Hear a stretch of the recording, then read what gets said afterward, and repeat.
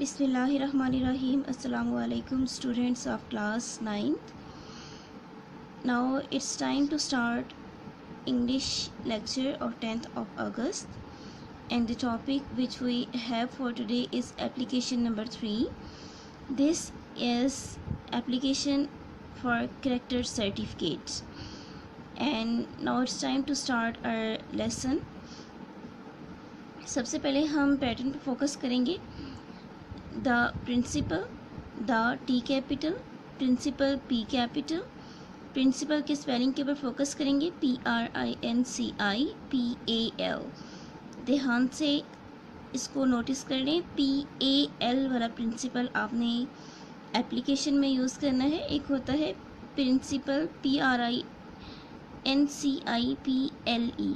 वो principal LE जिसके and पे आ रहा होता है वो हम रूल के लिए इस्तेमाल करते हैं, और जब आपने किसी हेड ऑफ इंस्टीट्यूट की बात करनी होती है तो उसके लिए आपने PAL वाला प्रिंसिपल यूज़ करना है. देन कॉमा पुट करेंगे, A.B.C. Then Rawalpindi, again put the dot. Then come towards subjects. Subject लिखेंगे हम for character certificate. Application for character certificate भी लिख सकते हैं आप. देन नेक्स्ट लाइन में हमारे पास आएगा सर, S कैपिटल, कॉमा, और जहाँ पर आपने कॉमा यूज़ किया है उसी के साथ आपने नीचे वाली लाइन से स्टार्ट करनी है अपनी एप्लीकेशन की main body. With due respect, it is stated that my father is travelling from Lahore due to some office work for 3 years. आप कह रहे हैं कि नहायत अदब से ये गुजारिश कर रही हूँ कि मेरे अब्बू की ट्रांसफ़र हो गया है. मेरे अब्बू यहाँ से लाहौर से किसी ऑफ़िस वर्क की वजह से ट्रांसफ़र कर रहे हैं 3 सालों के लिए. My whole family is going with him. मेरी पूरी फैमिली, मेरा पूरा ख़ानदान अब्बू के साथ जा रहा है. I can not stay here alone. मैं यहाँ पर अकेले नहीं रुक सकती. I have been an obedient student of your school. मैं आपके स्कूल की एक ओबीडियंट, एक ताबेदार स्टूडेंट रह चुकी हूँ. So kindly issue me a character certificate. इसलिए बराए मेहरबानी मुझे मेरा करेक्टर सर्टिफिकेट इशू कर दें. अब यहाँ पर देखिए, आपने जो लेटर्स किए हैं अगर आप उनके साथ अपनी एप्लीकेशन को कंपेयर करें तो लेटर की जो मेन बॉडी थी वो कंपैरेटिवली एप्लीकेशन की मेन बॉडी से लंबी थी, और उसके अंदर हमने 3 पैराग्राफ्स जो थे वो ऐड किए थे. अब यहाँ पर जो डिफरेंस है वो आता है आपके फॉर्मेलिटी और इनफॉर्मल होने पे. जो आपने लेटर किए, अभी तक आपने जितने लेटर्स किए हैं जो आपके कोर्स में शामिल हैं वो सारे हैं इनफॉर्मल लेटर. इनफॉर्मल लेटर यानी गैर रस्मी ख़त, और गैर रस्मी ख़त होने की वजह से उन लेटर्स की जो मेन बॉडी होती है वो लंबी होती है. अब यहाँ पर जो एप्लीकेशन है वो आप प्रिंसिपल को लिख रहे हैं, हेड ऑफ़ इंस्टीट्यूट को लिख रहे हैं, और आपने उनको फॉर्मल वे में अपना जो मैसेज है, अपनी जो बात है वो कन्वे करनी है. आपने कोई गैर ज़रूरी बात नहीं करनी, कोई इसमें आपने एडिशनल बात नहीं करनी. इसलिए आपकी जो एप्लीकेशन की मेन बॉडी होगी वो कंपैरेटिवली लेटर के शॉर्ट रहेगी. इसके साथ में हमने एंडिंग देनी है अपने एप्लीकेशन की. योर्स ट्रूली के बाद कॉमा. यहाँ पर देखेंगे योर्स के साथ में आपने कोई कॉमा का यूज़ नहीं करना. X.Y.Z. Dated, again colon, 10th August 2020. 10th TH अगस्त के full spelling, comma, 2020 full, and at the end put full stop. यहाँ पर स्टूडेंट्स हमारा आज का लेक्चर जो है वो कंप्लीट होता है. आपकी आज की डायरी यही है. आपने इस लेटर को, इस एप्लीकेशन को अच्छे से अपनी कॉपीज़ पर नोट डाउन करना है, और साथ ही आपने इसको याद करना है. अल्लाह हाफिज़. अस्सलाम वालेकुम. जमात नहा मज़मून है बेटा आप लोगों का उर्दू. तारीख है 10 अगस्त 2020 और आज पीर का दिन है. आज हम ज़ुमनी अल्फाज का जो है तारीफ़ पढ़ेंगे, इसका मफ़हूम, इसकी तारीफ़ वो मैं आप लोगों को बताऊंगी. तो چلیں زو مینی الفاظ. زو فارسی زبان کا لفظ ہے جس کے معنی ہیں دو. زو فارسی زبان کا لفظ ہے جس کے معنی ہیں دو. ایسے الفاظ کا املا یعنی کہ ایسے الفاظ جن کی املا جو ہے وہ ایک ہو, یعنی کہ لفظ ایک ہو مگر اس کے معنی دو ہوں. ایسے الفاظ کے املا تو ایک ہوتا ہے لیکن ان کے معنی دو ہوتے ہیں, اور ان میں سے بعض اوقات لفظ ایک معنی مذکر جبکہ دوسرا معنی مؤنث ہوتا ہے. یعنی کہ زو مینی لفظ جو ہے وہ فارسی زبان کا لفظ ہے اور اس کی املا یعنی کہ لفظ ایک ہوتا ہے اور یہ دو معنی رکھتا ہے. ٹھیک ہے, اسے کہتے ہیں زو مینی الفاظ. تو اس کی مثالیں دیکھیں. نمبر 1 ہے بارشوں سے آئینے کی آب جاتی رہی. آب, آپ دیکھیں آپ پانی کو بھی کہتے ہیں, آپ چمک کو بھی کہتے ہیں. ٹھیک ہے. دوسرا ہے, دوسری اس کی مثال دیکھیں, سوات میں کون سی کان ہے. اب کان جو ہے معدنیات نکالنے کی جگہ کو بھی کہتے ہیں جہاں سے معدنیات وغیرہ نکلتی ہیں, اور کان جسم کے اعضاء جو ہمارا عضو ہے اس کو بھی جو ہے وہ کان کہتے ہیں. ٹھیک ہے. دیکھیں لفظ ایک ہے مگر دو معنی رکھ رہا ہے. حق بات کہنے کی پاداش میں وہ در پر جھول گیا. در مقام جگہ کو بھی کہتے ہیں در. مثال نمبر 3 میں حق بات کہنے کی پاداش میں وہ دار پر جھول گیا. دار مطلب دو معنی دار ورڈ جو ہے وہ دو معنی رکھتا ہے, ایک ہے پھانسی اور دوسرا ہے مقام. اب نمبر 4 دیکھیں ایگزامپل میں, مثال جو ہے آپ کے پاس, جہاں چاہ وہاں راہ. چاہت کو بھی کہتے ہیں, چاہ کنویں کو بھی کہتے ہیں. ٹھیک ہے. اس میں بھی چاہ کے دو ورڈ ایک ہے, لفظ ایک ہے, اور میننگ کیا ہے اس کے دو میننگ رکھتا ہے. اسے کیا کہتے ہیں زو مینی الفاظ. آج ہم نے زو مینی الفاظ کی تعریف اور اس کی میں نے مثالیں آپ کو بتائیں. انشاءاللہ نیکسٹ جو ہے وہ میں آپ کو دوسرے جیسے ناول, خط, افسانہ اور ڈرامہ, ان سب کی جو ہے میں آپ کو تعریف بتاؤں گی. آج ہم صرف زو مینی الفاظ میں نے آپ کو بتائی ہے. اللہ حافظ. بسم اللہ الرحمن الرحیم. السلام علیکم dear students of class 9th. The diary of Pakistan studies of 10th August is long question number 1 of chapter number 4 history of Pakistan. Write detailed answers.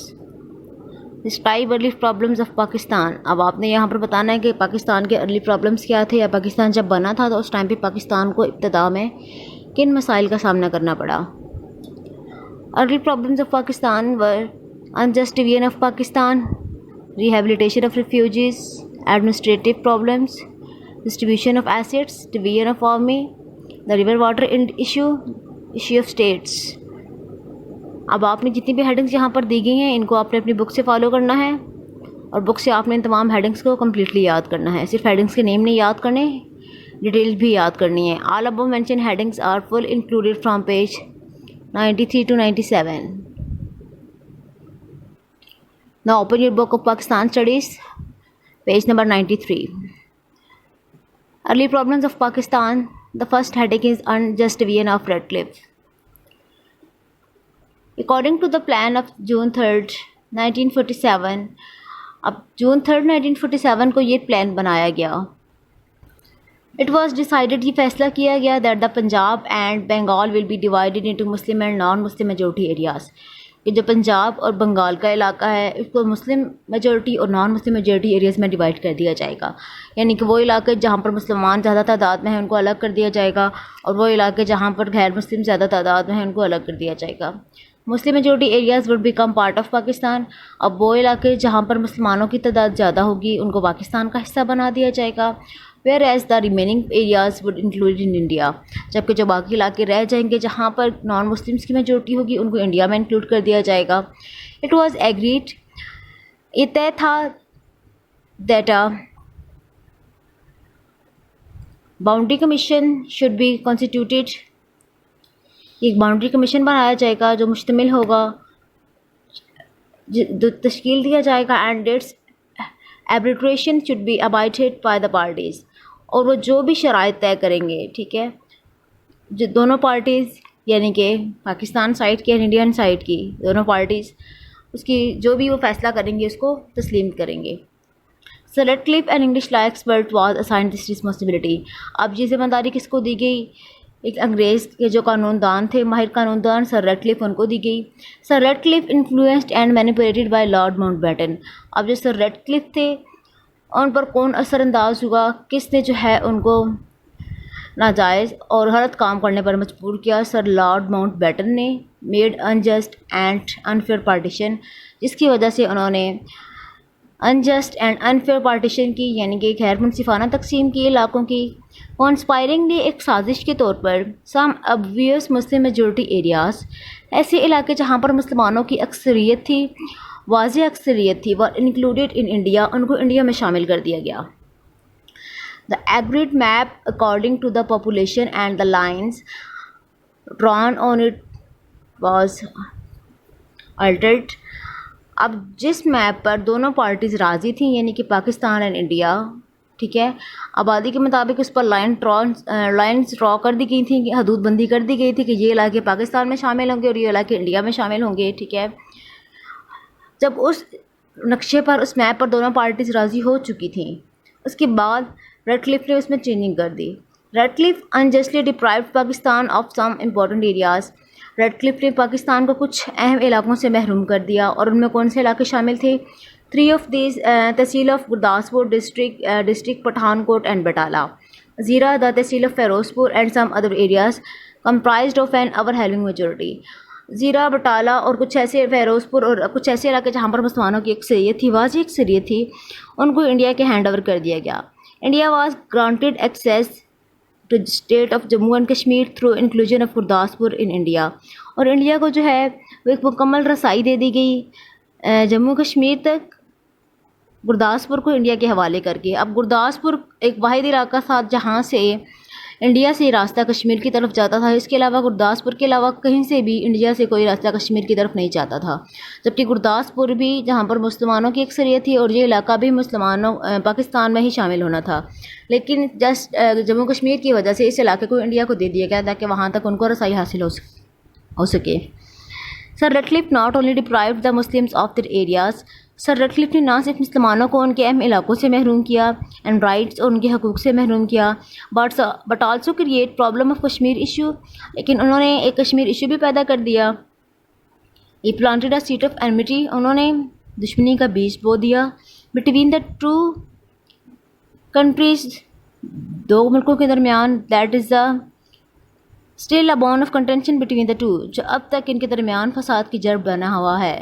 What? Kashmir issue. The next is rehabilitation of refugees.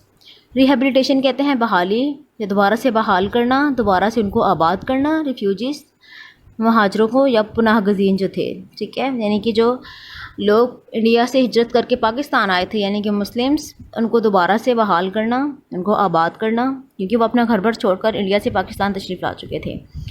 After the establishment of Pakistan, Pakistan بننے کے بعد، دا مسلم living in India, وہ مسلمان جو India میں رہتے تھے، decided to come into their new homeland, انہوں نے فیصلہ کیا کہ وہ اپنے نئے گھر میں آئیں گے، اپنے نئے وطن میں آئیں گے.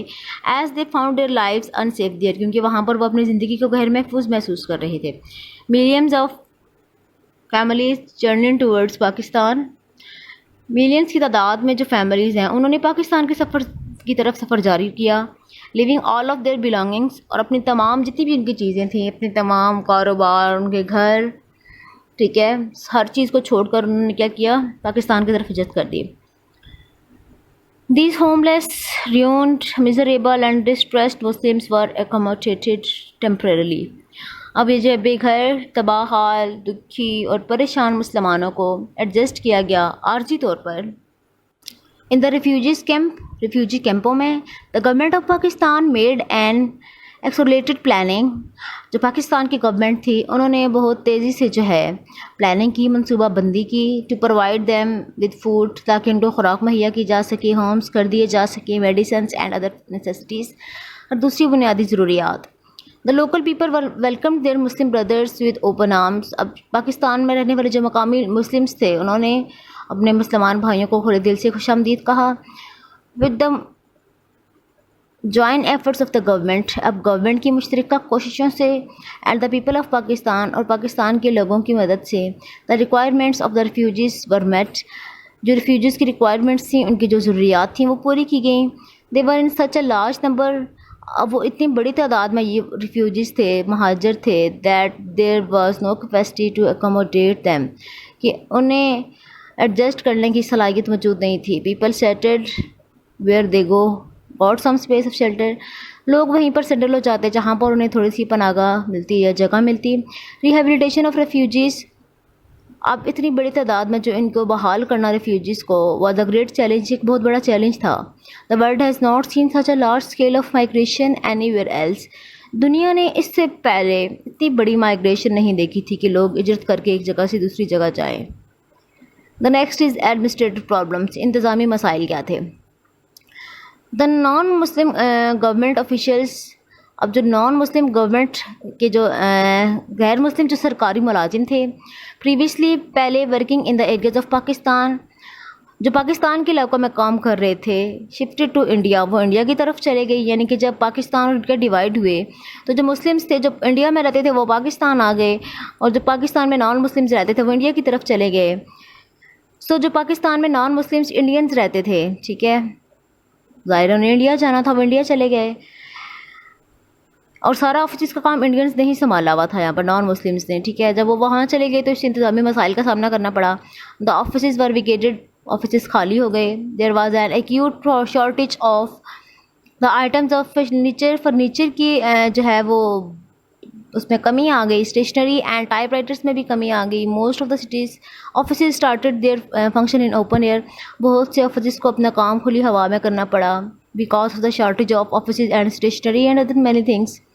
وائل گوئنگ ٹو انڈیا، جب انڈیا کی طرف جا رہے تھے، دا ہندوز ڈسٹرائڈ آفیشیلس، ہندوؤں نے تمام سرکاری ریکارڈ تباہ کر کے گئے تھے وہ، ٹھیک ہے. It cost enormous difficulties in offices, اس سے آفیسز میں بہت سے مسائل کا سامنا کرنا پڑا. The next one is distribution of assets, اثاثوں کی تقسیم. The Indian rulers did injustice in the proportional distribution of the assets too. اب جو انڈیا کے حکمران تھے انہوں نے یہاں پر بھی غیر منصفانہ تقسیم کی. کس چیز کی؟ اثاثوں کی. یعنی کہ جو اثاثے پاکستان کے حصے میں آنے تھے، جو ایسٹس، جو حصہ، جو خزانہ پاکستان کے حصے میں آنا تھا، یہاں پر بھی پاکستان کے ساتھ ناانصافی کی گئی. they continue to avoid giving Pakistan its due share. جو انڈین رولرز تھے وہ مسلسل اس بات سے انکاری تھے کہ وہ پاکستان کو اس کا حصہ نہیں ادا کریں گے. They used very possible devices to destroy the economy of Pakistan. انہوں نے ہر طرح سے کوشش کی کہ پاکستان کی اکانومی تباہ ہو جائے. They withheld agreed share of Pakistan assets. انہوں نے پاکستان کا جو حصہ بنتا تھا اس کو دینے سے انکار کر دیا.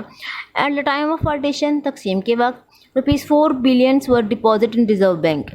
ریزرو بینک میں اس ٹائم پہ 4 بلین روپیز تھے، ٹھیک ہے، آف دا یونائٹیڈ انڈیا، متحدہ ہندوستان کی. یعنی کہ ابھی پاکستان اور انڈیا الگ نہیں ہوئے تھے تو دونوں کا جو ایک ہی بینک تھا یعنی کہ ہندوستان کا بینک، اس میں 4 بلین روپیز تھے. اب ان 4 بلین روپیز کو دونوں میں ڈیوائڈ ہو رہا تھا.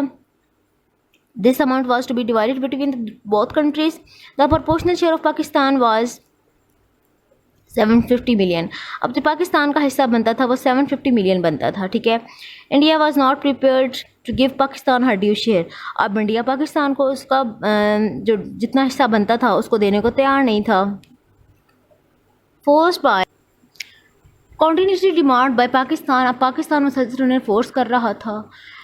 And to maintain her credibility, اور اپنی ساکھ کو بحال کرنے کے لیے اور اس کو قائم رکھنے کے لیے ایٹ انٹرنیشنل لیول، بین الاقوامی سطح پر، India issued an amount of ₹700 million. India نے پاکستان کو 700 ملین روپیز جو ہیں وہ کیا کر دیے، دے دیے.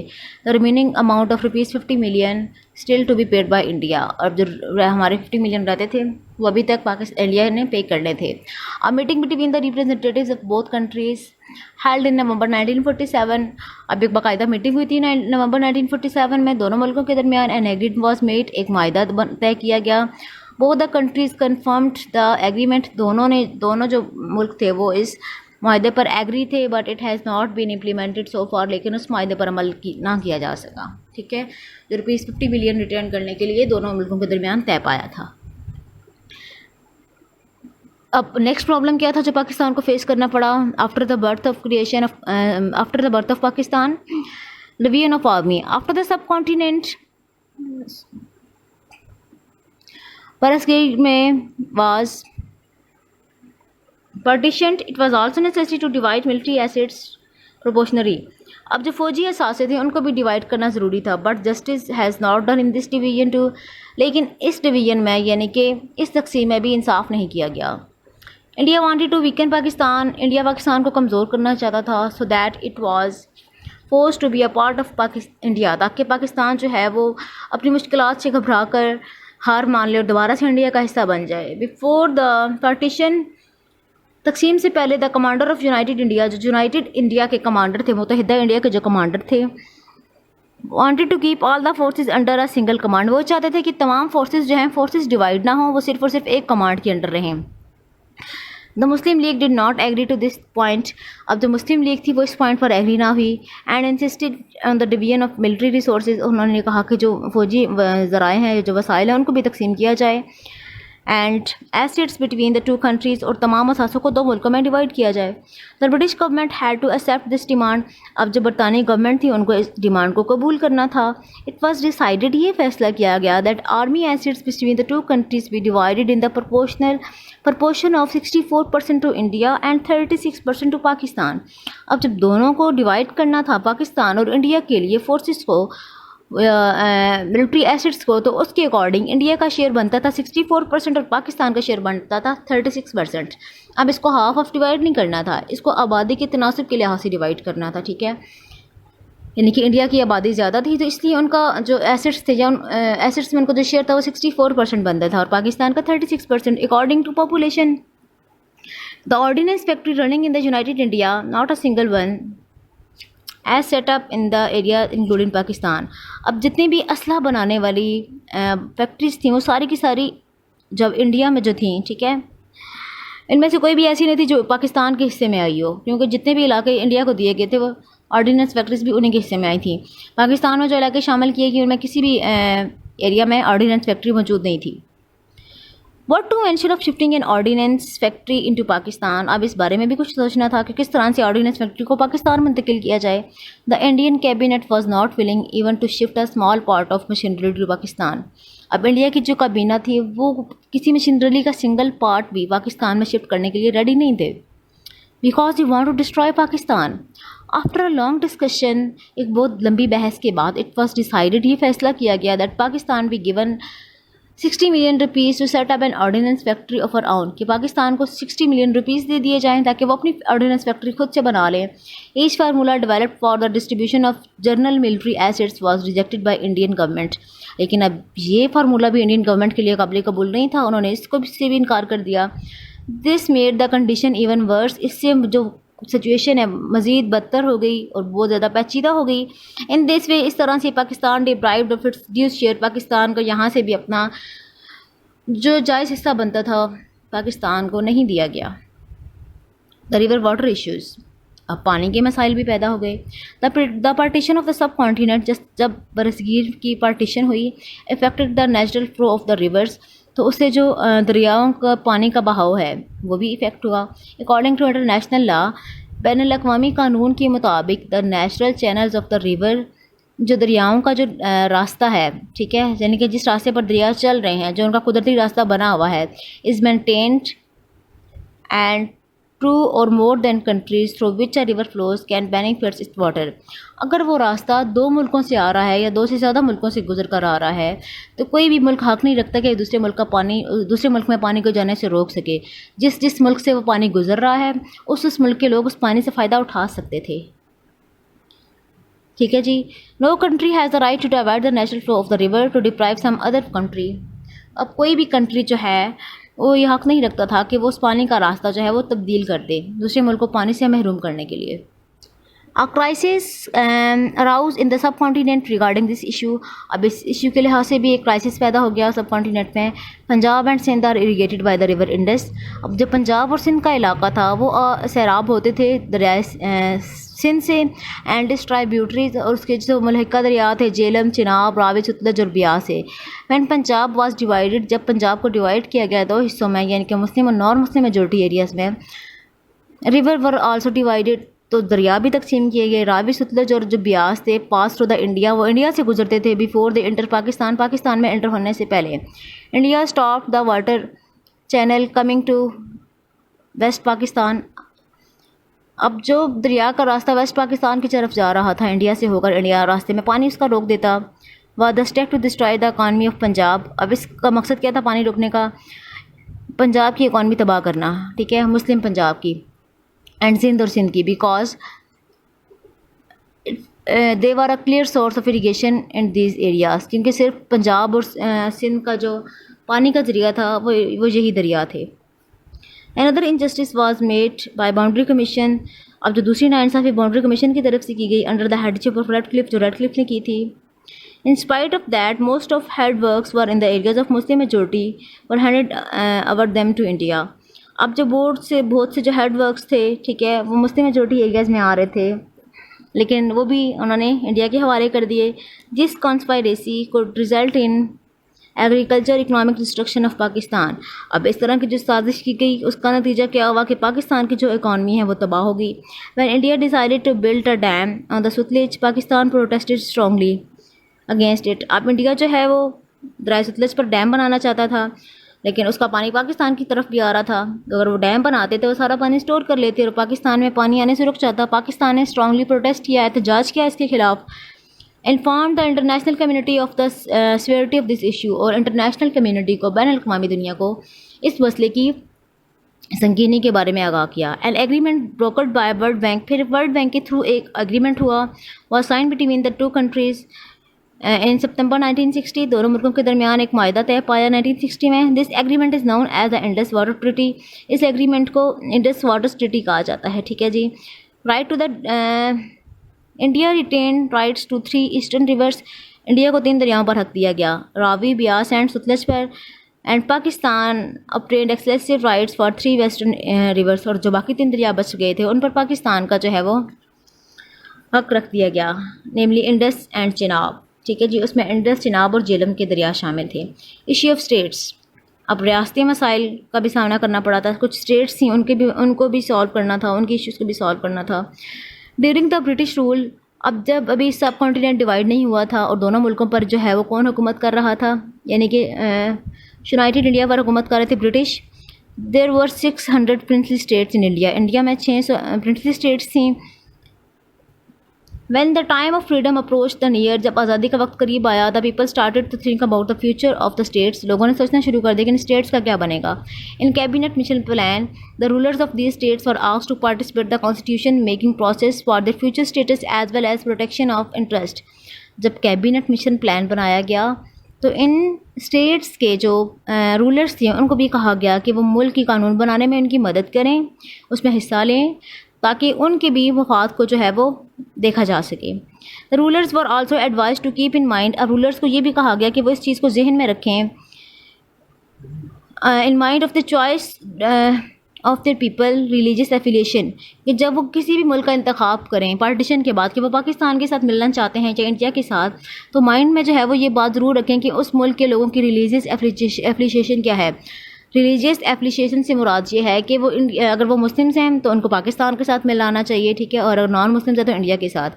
دا British government announce the termination and control over Indian states on 20 Feb 1947. اب جو برٹش گورنمنٹ تھی انہوں نے یونائٹیڈ انڈیا پر سے اپنے کنٹرول کے ہٹنے کا اعلان کر دیا 20 فیب 1947 کو.